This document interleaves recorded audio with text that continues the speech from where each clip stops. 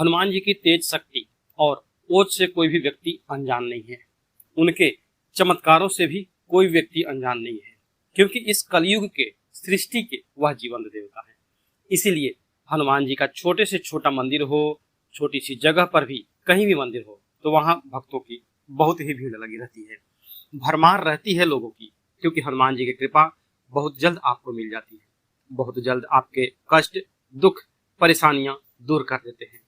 तो जिन बच्चों की जन्म कुंडली में विवाह का कोई दोष है, अगर आपने विशेषज्ञ को दिखाई है और कोई भी विवाह का दोष नहीं निकला, कोई ग्रह दोष नहीं निकला, फिर भी आपके बच्चों के विवाह का योग नहीं बन रहा है, विवाह नहीं हो रहा है, लगातार देरी हो रही है, विघ्न बाधा आ रही है, तो आप एक छोटा सा काम करें जो आज मैं आपको बता रहा हूं। एक बहुत ही आसान सा उपाय है और सिर्फ आपको एक बार करना है और रिजल्ट आपको 48 आवर्स के अंदर दिखना चालू हो जाएगा। इसे करना है आपको आपके पूजा घर में ही, कहीं बाहर नहीं जाना है। इस उपाय को माता पिता भी कर सकते हैं और बच्चे खुद भी कर सकते हैं। उपाय किस प्रकार करना है, किस दिन करना है और कैसे करना है, सब आपको इस वीडियो के लास्ट तक में मिल जाएगा। अगर चैनल पर पहली बार आए हैं तो चैनल को सब्सक्राइब कर लीजिएगा और साथ ही वीडियो को ज़्यादा से ज़्यादा उन लोगों को शेयर करिएगा जिन लोगों की शादी नहीं हो रही है। इससे उनकी मदद हो जाएगी और आपको इसका पुण्य फल अवश्य ही मिलेगा। बार बार रिश्ता कैंसिल हो रहा है, बार बार टूट रहा है, तो वह अब नहीं होगा और आपकी भी ईश्वर उतनी ही मदद करेंगे जितनी उन लोगों की मदद आपने की होगी। अब उपाय को कैसे करना है ये समझते हैं। इस उपाय को करने के लिए आपको शुक्रवार का दिन लेना है। कोई भी शुक्रवार हो सकता है, कृष्ण पक्ष शुक्ल पक्ष मतलब नहीं है, आराम से बस शुक्रवार मतलब शुक्रवार। शाम के समय आपको इस उपाय को करना है। अगर दिन में नहा धो लिए हैं तो शाम को कम से कम मुंह हाथ धो करके फ्रेश हो जाइएगा, कपड़ा बदल लीजिएगा। अन्यथा अगर मेरा यह वीडियो आप किस मौसम में देख रहे हैं, क्योंकि साल 2 साल के बाद भी लोग वीडियो देखते हैं, तो मौसम के हिसाब से आप हो सके तो नहा लीजिए। गर्मी है, बारिश है, तो ठंडा हो तो भैया उतना कष्ट मत लीजिएगा अपने शरीर को, ठीक है। अब क्योंकि हम सभी जानते हैं कि श्री हनुमान जी महाराज के कोई भी उपाय किए जाए, कोई भी मंत्र जाप किया जाए, तो उसमें शुद्धि या पवित्रता बहुत जरूरी होती है। तो आप अपने पूजा घर में बैठें। सबसे पहले आपके पूजा घर में राम दरबार की फोटो होनी चाहिए। इसके बाद राम दरबार की फोटो के सामने आप एक दिया जलाइए। उसके बाद सबसे पहले गणपति देव को नमस्कार कीजिए। और अब जो प्रयोग है वो किस किस चीज का है, तो दालचीनी और लौंग का यह प्रयोग है। 9 दालचीनी के टुकड़े लीजिए, छोटा हो बड़ा हो कोई दिक्कत नहीं है। अभी जो मार्केट में चल रहा है शायद 400 रुपये किलो दालचीनी चल रहा है, जो हमारी तरफ चल रहा है, तो 40 रुपये में आपका 100 ग्राम दालचीनी आ जाएगा, काम आपका हो जाएगा शायद 40 रुपये में, ठीक है। अब अगर आपके किचन में दालचीनी है मसाले के रूप में तो आप वहीं से ले लीजिए, अन्यथा आप जो भी हो 5-10 रुपए का या 50 ग्राम ले लीजिए, कोई दिक्कत नहीं है। बस 9 टुकड़ा चाहिए, छोटा हो, आधे इंच का हो, 1 इंच का हो, कोई दिक्कत नहीं है, बस दालचीनी होनी चाहिए 9 टुकड़े। अब इसके बाद विवाह की कामना करते हुए थोड़ा सा आधा चम्मच हल्दी घोल लीजिए। आधा चम्मच हल्दी घोल लेने के बाद आपको उस हल्दी से एक माचिस का तीली लीजिए, उस पर एक रुई लपेट लीजिए। अगर माचिस की तीली वाला नहीं है, एक होता ना कान साफ करने वाली एक रुई आती है, वो स्टिक बना करके रखा हो रहा था, 10-20 रुपए का पैकेट आता है, आप चाहे तो उससे भी कर सकते हैं। तो उस तीली पर जो रुई लपेटा हुआ है उससे आपको दालचीनी के एक एक टुकड़े पर लिखना है विवाह नहीं हो रहा, या फिर आप ये भी लिख सकते हैं विवाह होने की समस्या है, ये भी लिख सकते हैं। जो दालचीनी के 9 टुकड़े हैं सब पर आप उस हल्दी से ये लाइनें लिखिए। छोटा लिखा है, बड़ा लिखा है, एक में एक सट जाए कोई दिक्कत नहीं है। मेरी सलाह यही रहेगी कि अगर आप इस प्रयोग कर रहे हैं तो जहां तक हो सके 100 ग्राम अगर आप दालचीनी लेते हैं तो उसमें 9 टुकड़ा अच्छा खासा बड़ा बड़ा आ जाएगा और उससे आप लिख सकते हैं। हो गया। आप चाहे बाहर की तरफ लिखें या फिर अंदर की तरफ लिखें, लिखना दालचीनी के टुकड़े पर ही है, ठीक है। अब लिखने वाला काम हो गया। इसके बाद आप लीजिए 9 लौंग, 9 पीस दालचीनी और 9 पीस लौंग आपका हो गया। अब क्या करना है, इस 9 लौंग को एक छोटा सा कोई प्लेट ले लीजिए या फिर कटोरी ले लीजिए, कुछ भी आप ले लीजिए, उसमें आप अब इस लिखा हुआ दालचीनी को और 9 लौंग को रख करके हनुमान जी के आगे अर्पण कर दीजिए। ठीक है, हनुमान जी के आगे अर्पण करने के बाद आपको सिर्फ एक बार हनुमान चालीसा का पाठ करना है, सिर्फ और सिर्फ एक बार। और हनुमान चालीसा के पाठ के बाद श्री राम स्तुति अवश्य करिए। याद नहीं है देख करके पढ़िए, नहीं है तो आप कम से कम श्री रामचंद्राय नमः, श्री रामचंद्राय नमः कम से कम 11 बार या 21 बार अवश्य बोलिए। और उसके बाद 5 मिनट, 10 मिनट, 20 मिनट, जितना देर आपका मन करे आप अष्टजाम का अवश्य जाप करें। अष्टजाम क्या है? हरे राम राम राम हरे हरे, हरे कृष्ण कृष्ण कृष्ण हरे हरे, ये हो गया अष्टजाम। इसका जाप करिए। लेकिन हनुमान चालीसा के बाद प्रभु श्री राम को याद करना बहुत जरूरी है, अन्यथा आपकी विनती, आपकी प्रार्थना धरी की धरी रह जाएगी, कोई नहीं सुनने वाला। आप सब जानते हैं कि प्रभु श्री राम अकेले कभी आपके पूजा घर में आपको कोई फल नहीं देते हैं, कोई रिजल्ट नहीं देते हैं, जब तक उनके साथ में उनके सेवक ना हो, प्रभु श्री राम नाम का जाप साथ में ना हो, तब तक वो कोई भी उपाय का रिजल्ट नहीं देते। इसके लिए आपको राम जी को स्मरण करना है। हो गया।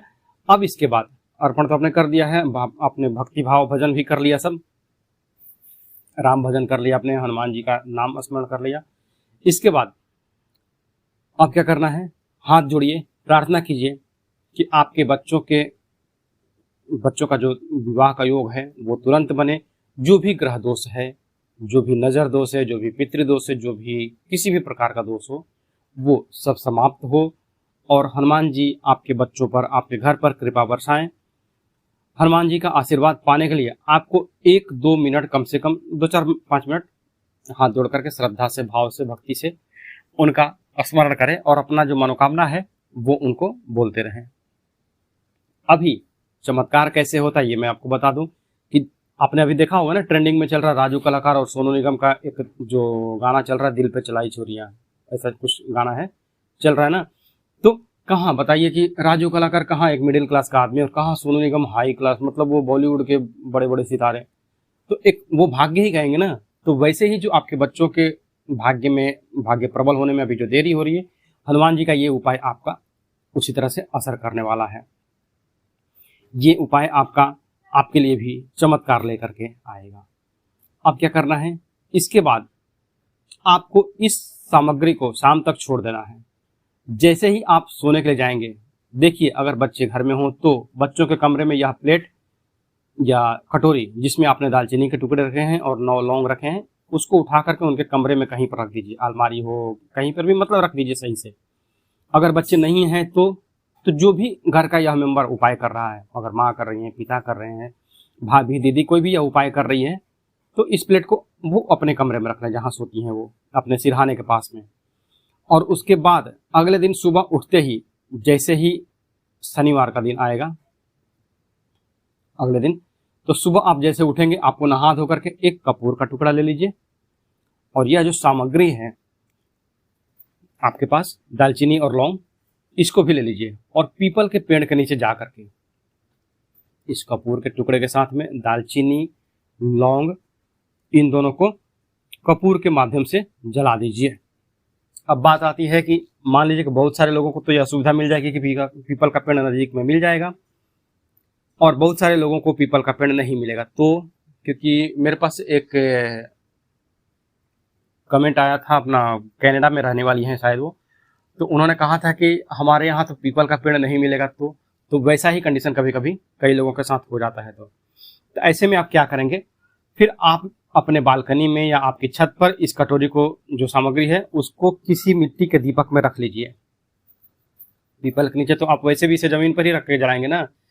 तो पीपल का पेड़ नहीं हो तो आप अपने बालकनी में, अपने छत पर एक मिट्टी के दिए में ये सारा सामग्री को जो है वो पलट लीजिए। आपने तो स्टील की कटोरी में रखा था ना, तो उसको पहले मिट्टी के दिए में कपूर रखिए, फिर अपना दालचीनी, लौंग रख करके और कपूर को जला दीजिए। जल करके उसको तो राख ही होना है।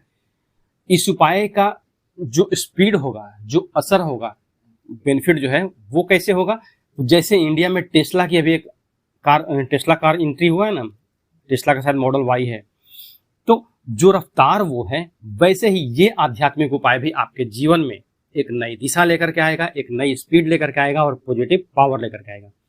तो जब दिया में सारा सामग्री जल करके राख हो जाए, जैसे ही वह जलना शुरू हो, चाहे पीपल के नीचे आप जला रहे हो और चाहे अपनी छत पे जला रहे हो, तब आप हाथ जोड़ करके पॉजिटिव वे में एक प्रे करें, एक प्रार्थना करें। जैसे कल आपने समस्या रखी थी ना, उनके आगे, हनुमान जी के आगे समस्या आपने लिखी दालचीनी के टुकड़ों पर, लेकिन अब आप कहेंगे कि बच्चों का मनपसंद रिश्ता आ गया है। कब? जब दिया अपना कपूर जल रहा है, कपूर में दालचीनी और लौंग जल रहा है, तो आप मानसिक रूप से कहें चाहे बोल करके कहें। ये क्या है? एक तरह से लॉ ऑफ अट्रैक्शन का जो रूल है, उस हिसाब से आपको भविष्य की बातें अभी प्रेजेंट में बोलनी है, वर्तमान में आपको बोलनी है। क्या? कि आप वो सामग्री आपकी जल रही है, उसी टाइम पर आपको ये चीजें बोलनी है। बच्चों का मनपसंद रिश्ता आ गया है, रिश्ता पक्का हो गया है, बच्चों का विवाह फिक्स हो गया है, तारीख फिक्स हो गई है। कुछ भी जो आपकी समस्या थी उसको सुलझने के हिसाब से आप रखिए, उस जो बोलना है वो बोलिए। किसी भी शुक्रवार को बस यह उपाय जरूर करें, देखिए चमत्कार होगा आपके बच्चों के जीवन में और विवाह जो है वो तुरंत होगा। तो अब जो मैं उपाय बता रहा हूं आपको, वो है एक एकादशी का उपाय। पहला तो मैंने आपको बताया हनुमान जी के वाला उपाय। अब जो एकादशी का उपाय है, ये भी अगर इसके साथ में आप करना चाहें तो कर सकते हैं, क्योंकि दोनों ही उपाय एक से बढ़कर एक हैं। ठीक है, इस उपाय में आपको क्या करना है, तो ये उपाय है सरसों के तेल का। जी हाँ, इस उपाय को करेंगे कैसे? तो देखिए, सरसों के तेल का जो उपाय है, यह तो आपको शनिवार को करना है। किसी भी शनिवार को करिए, शाम के समय में आपको यह उपाय करना है। कैसे? तो आप थोड़ा सा सरसों का तेल ले लीजिए, 1 चम्मच के जितना आप सब्जी बनाते हैं ना, उतना ही, बस ज्यादा नहीं।